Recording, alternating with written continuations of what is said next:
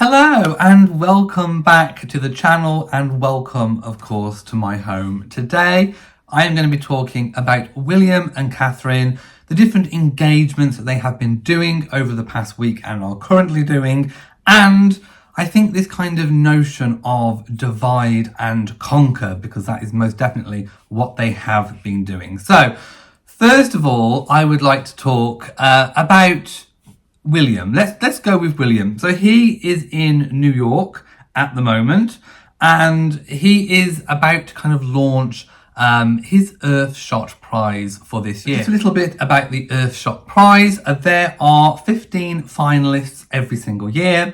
I think there are 5 winners of the main categories, and each winner will get, I think it's £1 million, or it could be $1 million. One or the other, and it's basically to encourage people to find solutions to the Earth's global climate problems and issues that we have. So it's a way of basically trying to save the world, and it's amazing to have the Prince of Wales, Prince William, as an ambassador of this. So he's in New York to announce the 15 finalists, and on Monday he met with the UN Secretary General to discuss fighting climate change. Now, much was made of course, Prince Harry meeting UN representatives at the Invictus Games, and I spoke about that in my previous video about, I suppose, that the UN try to get involved in things of importance. They were involved, they were interested in the Invictus Games because that is important, especially with all what's going on in Europe at the moment. And of course, they are very interested in saving the planet. So meeting with William was very, very good for the Earthshot Prize to have that kind of official backing, as was, I suppose, the Invictus Games as well, with Prince Harry. So he praised Ecuador for the crucial work the nation is doing in the battle against climate change, as he met President Guillermo Lasso Mendoza ahead of unveiling this year's Earthshot Prize finalists on his solo trip to New York. We'll talk about the solo element of it a little bit later. His engagements in the US coincide with Climate Week, so obviously nothing has been left to chance, in New York, and the 78th UN General Assembly, where nearly 200 countries are meeting. Ukrainian President Volodymyr Zelensky is amongst those in attendance. Although Prince William will not address the Assembly, he met UN Chief and discussed the efforts required to accelerate the fight against climate change and protect the environment. He will also host business leaders, climate activists and policymakers, with those present including UN Special Climate Envoy Michael Bloomberg.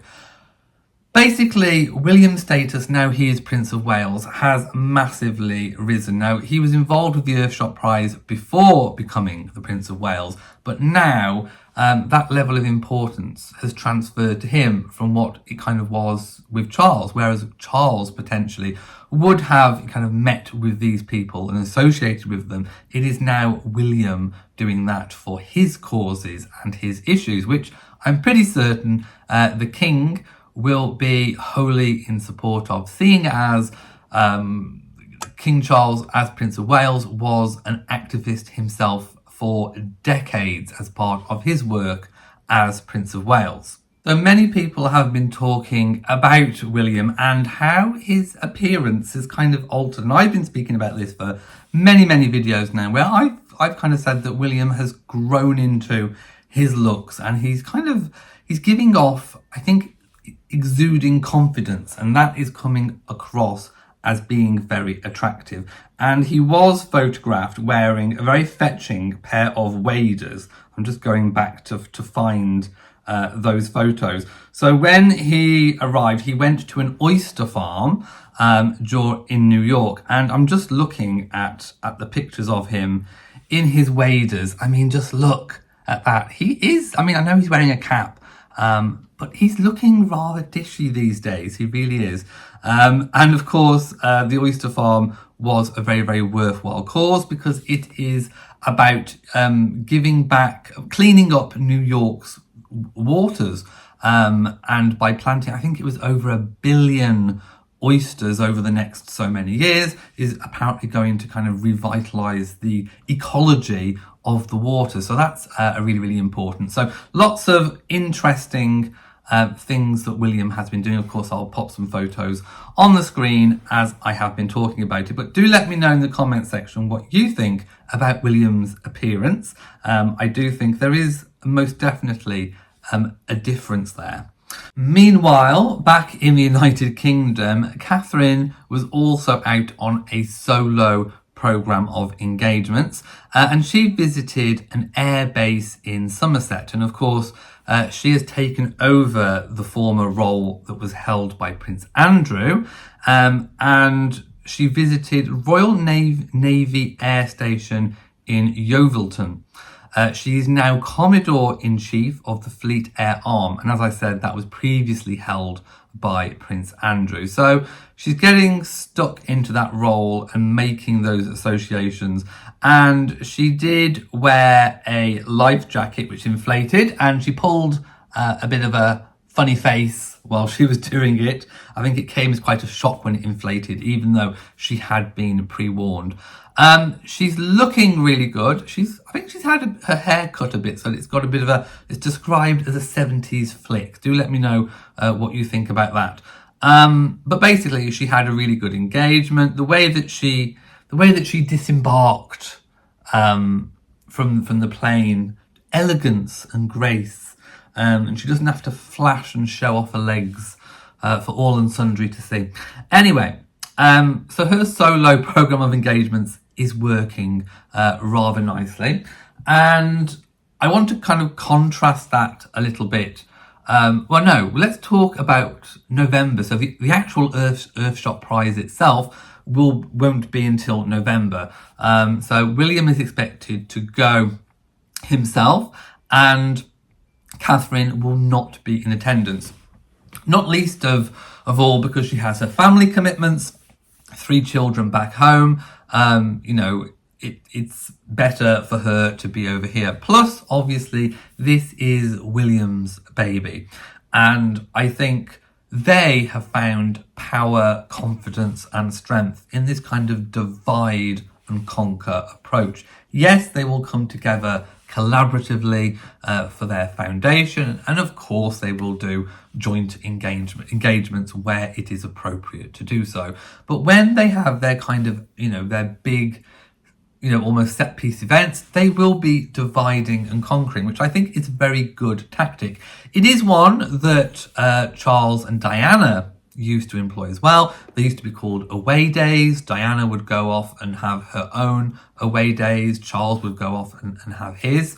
Obviously, that marriage didn't work out to be successful, but William and Catherine have a very, very strong base, and the royals do not have to do joint engagements all of the time. It is normal to have individual programs of events, and much was made, of course, of Meghan joining Harry halfway through the Invictus Games, and a lot was made of Meghan kind of the attention being on Meghan, whether or not it was her intention to have to hog the limelight is anyone's guess, and I'm sure there will be people either side of the argument that will have very strong opinions one way or the other about that. But what we do know is, as a consequence of Meghan's decision to be there in the last half, the majority of the focus was sadly taken off the athletes, those ex-servicemen and women competing in the Invictus Games, which is where the primary focus should always have been. When Harry was there just by himself, yes, there was attention, but it was bringing the attention to the veterans. Harry did not appear to be necessarily stealing the limelight. Enter Meghan. Meghan and Harry together as a couple the press obviously just went into a feeding frenzy, and especially when Meghan was choosing to change her outfit several times a day. It didn't scream, "Don't look at me." It was very much, here I am. I have arrived, and look at me. And of course, the press did. Why did the press not focus on the veterans? Because people don't necessarily know who the individual veterans are, and naturally, people are going to be more interested in terms of, if you put the pictures on the front pages, people are going to be more interested in Meghan baring her legs and changing her outfit 3 times a day with Harry in tow, as opposed to, sadly, somebody winning or competing in an event. Sadly, that is human nature. And people are interested in the kind of stars of the show. And Harry and Meghan, in that kind of environment, were the stars of the show. I think Harry and Meghan would have known that would have been the case, which is why the decision for Meghan to turn up was one that I think was a little bit flippantly taken, or whether it was more contrived. It could have been more contrived because they knew that's what was going to happen, which is why I think William and Catherine have decided not to turn up at the Earthshot Prize as a power couple. William and Catherine want that focus to be on the competitors, those finalists, those nominees for the Earthshot Prize, and they don't want it to be the press focusing on what Catherine is wearing, on how William and Catherine are as that star celebrity power couple. Although royals are not celebrities, but in this day and age, they are treated as such when it comes to the media. So yes, the media are selective. Yes, they probably shouldn't be as selective, but the reality is that they are. And the reality is that the players on the stage know this, and they make their decisions accordingly. Harry and Meghan made their choices knowing full well that if Meghan turned up, the press attention and focus would be on them. They know that, they probably have an ulterior motive to kind of launch or hire their profile in Europe, seeing as it's waning in the USA, and most definitely in the UK. William and Catherine are more conscious of this and want that attention on those nominees, which is why I think they've decided not to link up as a power couple for the Earthshot Prize, which I think was quite a good strategy. So divide and conquer, I think, is the strategy for William and Catherine, as opposed to the kind of look at me, dog and pony show of Harry and Meghan. I'm loving William and Catherine's individual programs of engagements at the moment, and I look forward to seeing what happens with the royal visit to France by King Charles and Queen Camilla. That is actually happening today as we speak. So in tomorrow's video, I will bring you news and my comments of what happened there. I think it's good to kind of leave a little bit of a gap so that we can assess the whole situation.